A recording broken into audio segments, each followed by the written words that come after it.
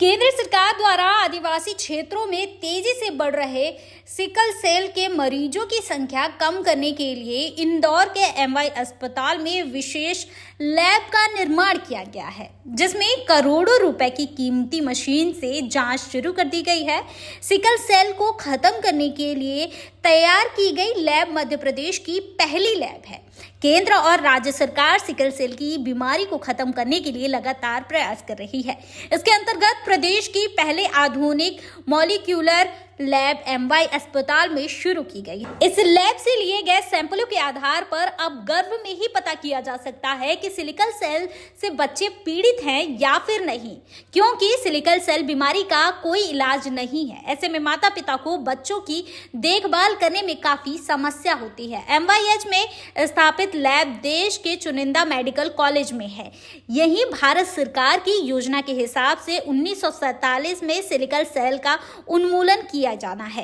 इसी कार्यक्रम के चलते संभाग के धार, झाबुआ, अलीराजपुर आदि जिलों में सिकल सेल का सर्वे चल रहा है। इसी के तहत ट्रांसफ्यूजन मेडिसिन विभाग के मरीजों को सुविधा देने के लिए आधुनिक लैब की शुरुआत की गई है।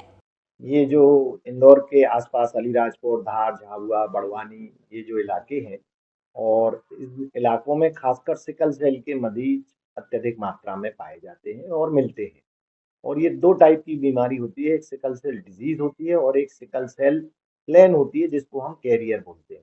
हमारे माननीय प्रधानमंत्री महोदय का ये स्वप्न है कि 2047 तक सिकल सेल पूरी प्रदेश से एलिमिनेट होना चाहिए। इसके ध्यान में रखते हुए केंद्र सरकार की तरफ से इस मेडिकल कॉलेज के एमआई हॉस्पिटल के ट्रांसफ्यूजन मेडिसिन डिपार्टमेंट को चिन्हित किया गया है एक एडवांस सेंटर ऑफ एक्सीलेंसी के लिए, और जिसमें आधुनिक मशीनें लगाई गई हैं, जिससे ना सिर्फ मरीजों की और उनकी जांच होगी, बल्कि अगर प्रेग्नेंट वुमेन है और उसके भी जितने जल्दी से जल्दी हो सके इंट्रा यूट्राइन समय में भी उसके बच्चे में सिकल सेल कैरियर है या सिकल सेल डिजीज है, इसका भी पता लगाया जा सकता है। मध्य प्रदेश में दो जगह को आइडेंटिफाई किया है। मेनली इसमें इंदौर मेडिकल कॉलेज का transfusion medicine department blood bank है और दूसरा एक बीएमएचआरसी भोपाल है, उसको भी इसके लिए आइडेंटिफाई किया गया है।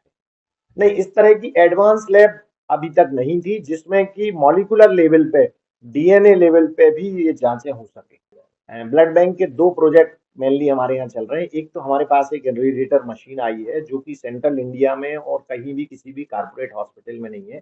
उसमें एक पूरा चेम्बर होता है जिसमें एनरेडिएटेड ब्लड जो बैग्स होते हैं उनको हम डालते हैं और 2 मिनट के भीतर वो ब्लड पूरा रेडिएटेड होके आ जाता है। ये एक बहुत अच्छी टेक्नोलॉजी है जिससे ग्राफ्ट वर्सेस होस्ट रिएक्शन जो है वो मिनिमम होते हैं और ब्लड का जो रिएक्शन है वो सबसे कम होता है। और ये अपने आप में एक अत्याधुनिक मशीन है जो सेंट्रल इंडिया के किसी भी ब्लड बैंक कारपोरेट या प्राइवेट में कहीं नहीं है। ये करीब 50 लाख रुपए की मशीन है।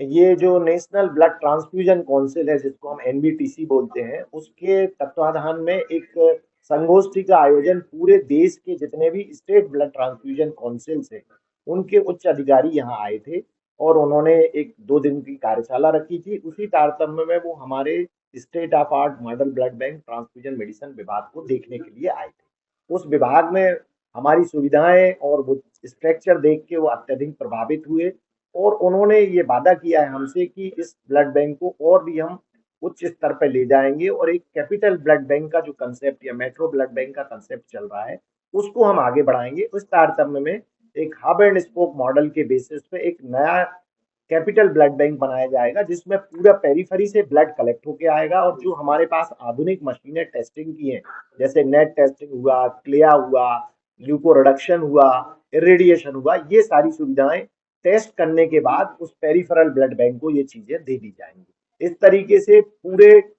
सिर्फ इंदौर ही नहीं, इंदौर के आसपास, मध्य प्रदेश के आसपास के सारे ब्लड बैंकों को उच्च तकनीकी का और विश्व स्तरीय रक्त और उसके घटक प्रदान किए।